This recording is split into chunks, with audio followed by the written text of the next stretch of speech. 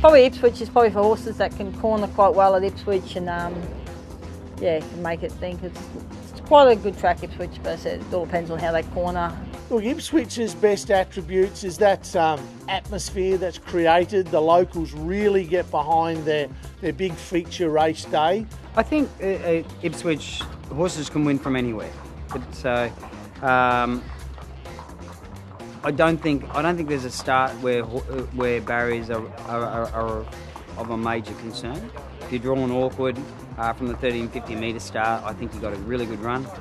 You don't have to be. It's only got a very, very short straight, so from around about the half mile, you get a fairly straight run.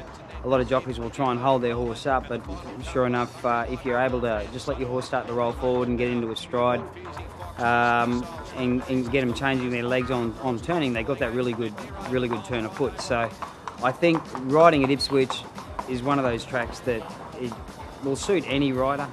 You just got to know the track, I think. If I could pick a couple of starts where barriers are essential, it would definitely be the 1500 metre start. I think that's a bit of a notorious start. You start on a turn.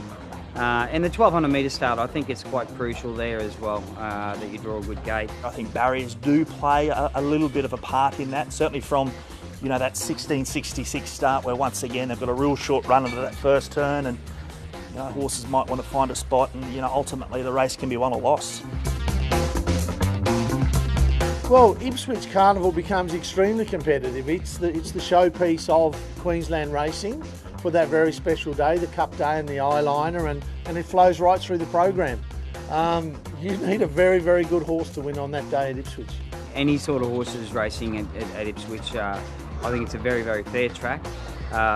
They're doing a great job of the track at the moment. We get a lot of racing on it, so I don't see any issue with taking any of your top horses there. It's a great day, Ipswich Carnival, and the horse you need to take there is one that has got a turn of foot. Races are all run at different speeds, and the speed is normally on, but you can be midfield or well back in the field, but horses with a turn of foot that can really finish off is most important. So the type of calibre of horse you need to take to Ipswich is obviously at carnival time a very, very good one. We see some of those later stakes races at the back end of carnival, so maybe the top liners have possibly gone home at that stage, but you still need a very good horse to be winning, say, the eyeliner or the Gay Waterhouse. I like riding at Ipswich because it's a track that I seem to have a pretty good affinity with. I've won most of their feature races, well, all their feature races there, so it's home.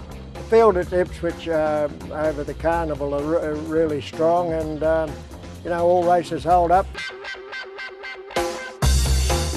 Punters looking at Ipswich, I find that's probably the riders jockey situation. Like Jimmy Byrne, he rides Ipswich as good as anyone, gets to the tree and probably takes off, rides it very well. And Robbie Farr's, he's starting to ride it really well, is really good at the moment as well. So yeah, probably those two, that's the main theory, I think, jockeys. The punter should look for at Ipswich, usually those that race on the speed. Drawn well, race up handy. It's a tighter track. I mean, we always used to say Kilcoy was the Moonee Valley of the North, but I tend to think Ipswich is the Moonee Valley of the North. Racing fast and on the speed is an attribute.